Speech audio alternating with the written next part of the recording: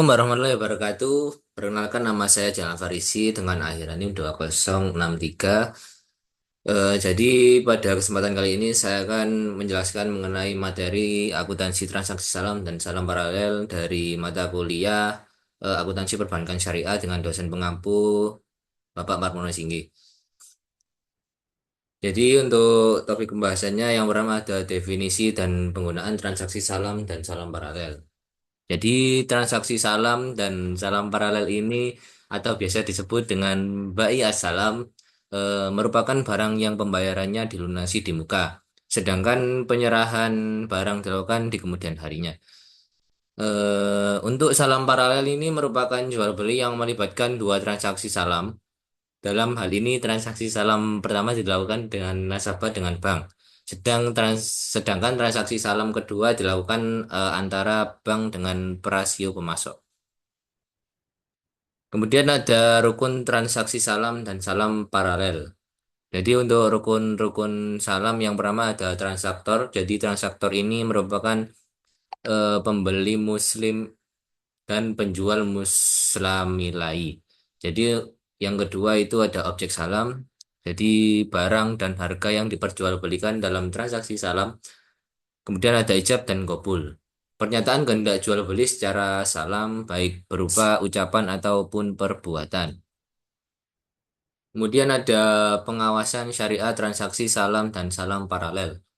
Jadi praktik jual beli salam dan salam paralel ini dengan ketentuan syariah yang dilakukan DSN, DPS melakukan pengawasan secara periodik dan berpedoman oleh Bank Indonesia. Adanya pengawasan syariah yang dilakukan oleh DPS menuntut Bank Syariah untuk hati-hati dalam melakukan transaksi jual beli dalam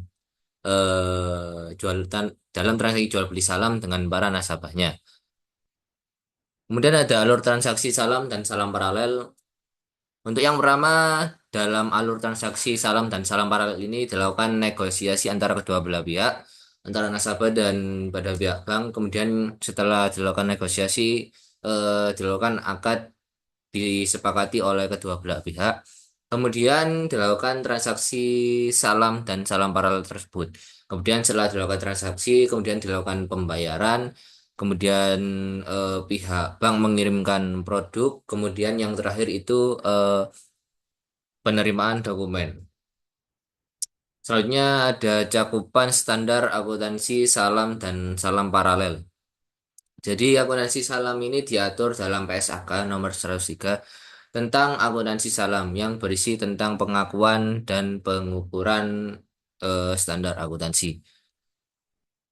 Nah, kemudian selanjutnya ada contoh soal dari perhitungan dan penjurnalan transaksi salam bagi bank syariah. Transaksi salam pertama, PT Torik Agro Mandiri membutuhkan 100 ton biji jagung hibrida untuk keperluan ekspor 6 bulan yang akan datang pada tanggal 1 Juni. PT Torik Agro Mandiri melakukan pembelian jagung dengan skema salam kepada Bank Syariah Sejahtera. Informasi terkait pembelian tersebut untuk spesifikasi barangnya itu berupa biji jagung manis hibrida kualitas nomor 2. Kuantitas sebesar 100 ton untuk harga itu sebesar 700 juta rupiah. Harga per tonnya itu sebesar 7 juta rupiah. Untuk waktu penyerahannya itu 2 tahun setiap 3 bulan sebanyak 50 ton. Kemudian syarat pembayarannya itu dilunasi pada saat akad ditandatangani. Kemudian ada transaksi salam kedua. Jadi untuk pengadaan produk salam ini diinginkan oleh PT Torik Agro Mandiri Syariah selanjutnya pada tanggal 2 Juni. Jadi transaksi dalam dengan petani yang bergabung di KUD. Dengan kesepakatan sebagai berikut, untuk spesifikasi barangnya itu biji jagung manis hibrida, untuk kuantitasnya itu sebesar 100 ton. Untuk harganya itu sebesar 650 juta. Untuk penyerahan modalnya itu uang tunai sejumlah 650 juta rupiah. Untuk waktu penyerahannya itu 2 tahap setiap 3 bulan sebanyak 50 ton. Jadi mulai bulan September tanggal 1 dan 1 Desember. Untuk agunannya itu tanah dan kendaraan senilai 700 juta rupiah. Jadi syarat Untuk selanjutnya untuk syarat pembayarannya itu dilunasi pada saat akad setelah ditandatangani. Kemudian ada penjualan transaksi salam. Yang pertama ada transaksi pada saat akad disepakati.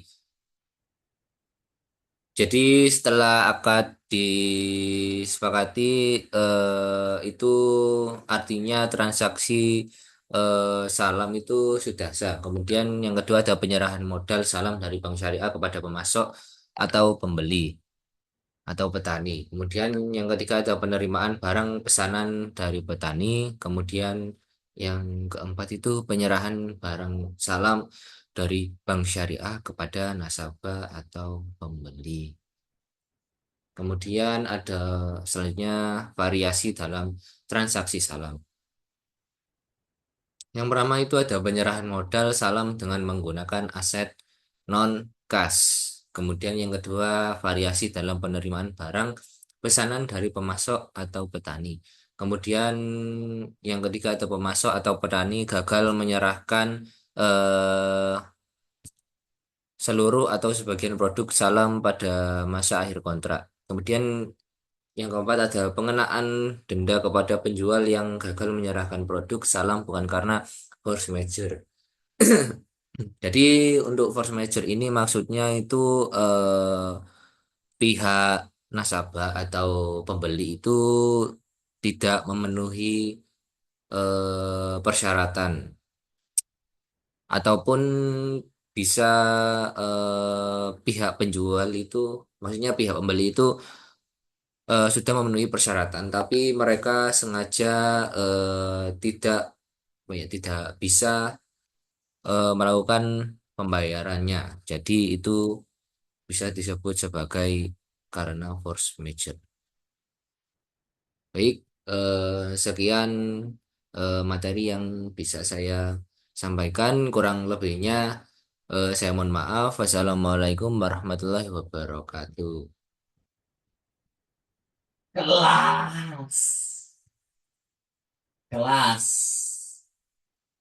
Kelas.